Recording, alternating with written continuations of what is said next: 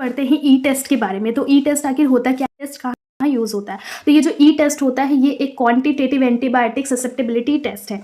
It means यहाँ पे हम लोग एंटीबायोटिक के बारे में पता करते हैं कि उसने बैक्टीरिया की ग्रोथ को कितना रोका है, कितना रेजिस्टेंट है और कितना सेंसिटिव है ना। जो क्या बताता है, MIC मतलब minimum inhibitory concentration. Minimum inhibitory concentration का मतलब ये होता है कि ऐसी कौन सी एंटीबायोटिक हम कम से कम दे पेशेंट को कि वो उसकी बॉडी में ज़्यादा से ज़्यादा असर करे। ओके, डायरेक्टली मेजर करता है, ये ग्रेडियंट डिफ्यूजन मैथड पर बेस्ड होता है। ओके, नेक्स्ट, एक प्लास्टिक का स्ट्रिप पर एंटीबायोटिक का एक्सपोनेंशियल कंसेंट्रेशन होता है। एक्सपोनेंशियल मतलब है इंक्रीजिंग ऑर्डर में कंसेंट्रेशन होता है। अभी मैं आपको इमेज शो करवाती हूँ, देन उसमें कंफर्म हो जाएगा। नेक्स्ट, ये लो टू हाई होता है, मतलब लो से हाई होता है। ओके, रिजल्ट MIC की वैल्यू में मिलता है, मतलब माइक्रोग्राम पर ml। ओके, देन नेक्स्ट, इसके प्रिंसिपल की बात करते हैं। तो एंटीबायोटिक की जो स्ट्रिप होती है उसको हम लोग क्या करते हैं, अगार प्लेट, सपोज ये अगार प्लेट है, उस पर हम लोग स्ट्रिप को रख देते हैं। ओके, ग्रेजुअली इंक्रीज होता है जहां एंटीबायोटिक कंसेंट्रेशन बैक्टीरिया को रोक देता है ना। जो स्ट्रिप है उसमें इंक्रीजिंग ऑर्डर में वैल्यूज प्रेजेंट रहती है ना। जैसे कि यहाँ पे ये है स्ट्रिप। ओके, अब ये देखो, ये स्ट्रिप की जो वैल्यू है ये कहाँ है आपकी, ये देखो यहाँ से हम लोग देख रहे हैं, तो ये ऐसे इंक्रीजिंग ऑर्डर में ये वैल्यू गई है। ओके, तो यही है हमारी ई स्ट्रिप। ओके, नेक्स्ट, वहाँ ग्रोथ बैंड हो जाता है, ये इंटरैक्शन से इलिप्टिकल जोन बनाता है।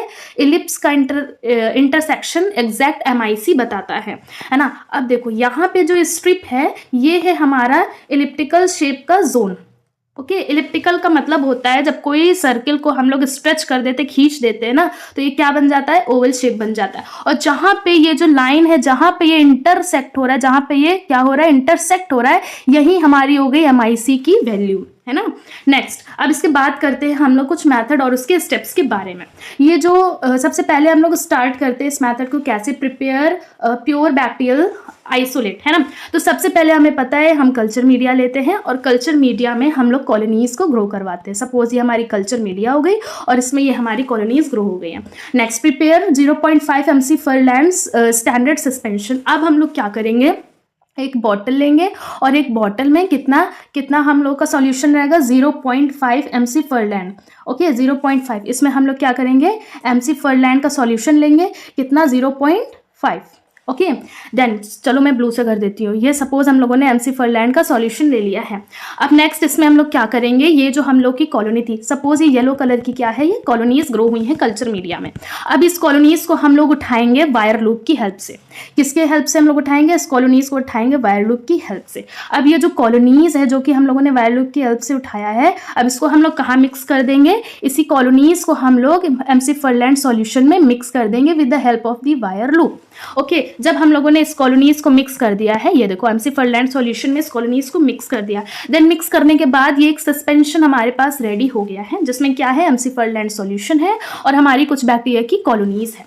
ओके, तो ये सस्पेंशन जब प्रिपेयर हो गया है, तो अब हम लोग नेक्स्ट क्या करने वाले हैं, तो अब हम लोग नेक्स्ट करने वाले हैं कि हम लोगों ने क्या किया है, इनोकुलेट मोलर हिंगटन अगार। आपको पता है जो हम लोग AST टेस्ट लगाते हैं, सपोज ये मोलर हिंगटन अगार है, MHA जिसको शॉर्ट फॉर्म में बोलते हैं, मोलर हिंगटन अगार। AST किस पे डन करते हैं, MHA पे, ठीक है, जो कि AST के लिए स्पेसिफिक रहता है। नेक्स्ट, अब ये जो मोलर हिंगटन अगार है, इसको हम लोगों ने क्या किया, अब ये जो हम लोगों ने सस्पेंशन लिया था, ये देखो यहाँ पे ये जो सस्पेंशन अभी रेडी हुआ है, मैं यहाँ पे फिर से ये सस्पेंशन को ड्रॉ करवा देती हूँ। ये सस्पेंशन था और इसमें ये क्या है, mc फर्लैंड सॉल्यूशन है और इसमें ये कुछ हमारी कॉलोनीज है ना। अच्छे से हमने सस्पेंशन को मिक्स कर लिया। देन मिक्स करने के बाद अब हम लोग क्या ले रहे हैं, एक स्ट्रिप है और स्ट्रिप में आगे लगा है कॉटन, है ना। जैसे वो ईयर बड होता नहीं है, जैसे ईयर वैक्स हम लोग निकालते हैं, तो उसी टाइप का एक स्ट्रिप रहता है, उसके आगे लगा रहता है कॉटन।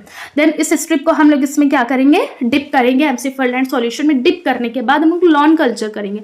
लॉन कल्चर का मतलब क्या होता है, कल्चर प्लेट होती है, उस पर पूरे पे हम लोग क्या कर देंगे, जैसे हम लोग फ्लोर पे ऐसे वो पोछा लगाते नहीं, वाइप करते हैं, तो वैसे ही हम लोग ये कॉटन वाला जो है ये पूरे उस पर क्या कर देंगे, वाइप कर देंगे, है ना। तो चलो मैं वाइप करके दिखा रही हूँ। सपोज ये जो सस्पेंशन है इसको हम लोगों ने पूरा क्या कर दिया है, वाइप कर दिया है ना, जिसमें क्या है, mc फर्लैंड सॉल्यूशन है और हमारी कुछ कॉलोनीज है, कुछ बैक्टीरियाज इसमें मिक्स है।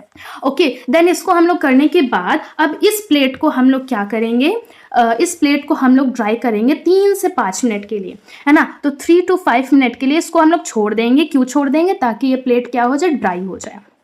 ओके जैसे ही ये प्लेट ड्राई हो जाती है, ड्राई होने के बाद अब हम लोग क्या करेंगे, तो ड्राई होने के बाद अब हम लोग रखेंगे E strip on a agar. Okay E strip हम लोग कहाँ रखेंगे, अगार पे। सपोज ये ई स्ट्रिप है और ये अगार है, तो हम लोग ई स्ट्रिप को अगर अगार में ऐसे रखेंगे तो हम लोग का ये फिंगर भी तो उसके टच हो रहा है ना, वो नहीं होना चाहिए। तो हम लोग क्या करेंगे, इसको एक क्या बोलते हैं स्कैल्प है ना, एक फोर्सेप्स से इसको हम लोग क्या करेंगे, इस ई स्ट्रिप को पकड़ेंगे और इस अगार प्लेट पे ऐसे स्टिक करवा देंगे। ओके तो चलो यहाँ पे दिखाते हैं। तो हम लोगों ने क्या किया है, अब यहाँ पे हम लोगों ने रखा है E strip on a agar with the help of the forceps, और यहाँ पे अलग अलग इसकी क्या है, अलग अलग यहाँ पे इसकी वैल्यूज है ना, एक्सपोनेंशियल ग्रेडियंट मतलब इंक्रीजिंग उसमें वैल्यूज है। देन नेक्स्ट हम लोग क्या करने वाले हैं, incubate at 37 degree Celsius for 18 to 24 hour. अब इसको हम लोग इंक्यूबेट करेंगे 37 डिग्री सेल्सियस पे कितने आवर्स के लिए, 18 to 24 आवर है ना। इसको हम लोग क्या करेंगे, इंक्यूबेट करेंगे, इसको हम लोग इंक्यूबेट करेंगे। देन इंक्यूबेट करने के बाद अब हम लोग देखेंगे यहाँ पे आफ्टर इंक्यूबेशन एक इलिप्टिकल शेप का जोन, क्लियर जोन बना रहेगा।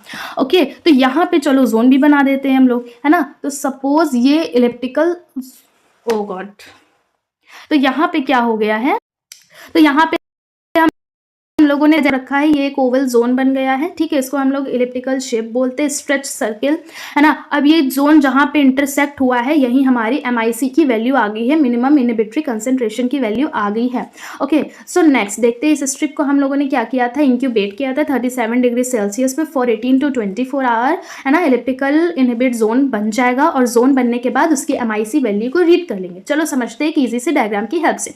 तो ये हमारा कौन सा प्लेट है, ये हमारा है कौन सा अगार है, MHA। ओके तो मोलर हिंटन अगार प्लेट है, और मोलर हिंटन अगार प्लेट पे हम लोगों ने ये देखो पूरा कौन सा मेथड का कल्चर कर रखा है, हम लोगों ने किया है लॉन कल्चर।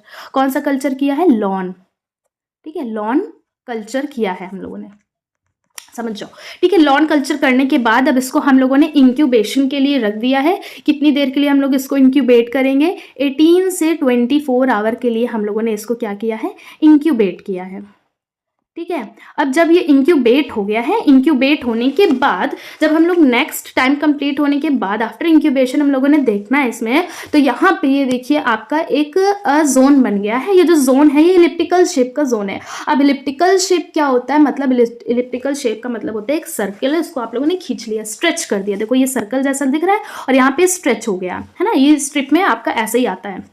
नेक्स्ट अब देखो, अब ये जो लाइन है इसको लाइन ऑफ इंटरसेक्ट बोलते हैं। क्या बोलते हैं, लाइन ऑफ इंटरसेक्ट। तो यहाँ पे देखो ये कितना कंसंट्रेशन है, 1.0 वैल्यू आई है ना। यहाँ पे कितनी वैल्यू आई है, मैं आपको फिर से एक बार दिखा देती हूँ इसमें। तो यहाँ पे कितनी वैल्यू है, तो यहाँ पे ये देखो 1.0 वैल्यू आ रही है। ओके तो अब हमारा जो MIC की वैल्यू है, हम लोगों को MIC तो कैलकुलेट करना था, तो यहाँ पे जो MIC की वैल्यू है वो कितनी आ गई है, 1.0 माइक्रोग्राम पर ml। ओके सो ये हमारी MIC की वैल्यू आ गई है और यही हम लोग को कैलकुलेट करना था by using e test. Okay so अगर आपको ये कॉन्सेप्ट समझ में आया हो तो प्लीज़ इस चैनल को लाइक करें, फॉलो करें और ज़्यादा से ज़्यादा शेयर करें। Be ready for the next topic.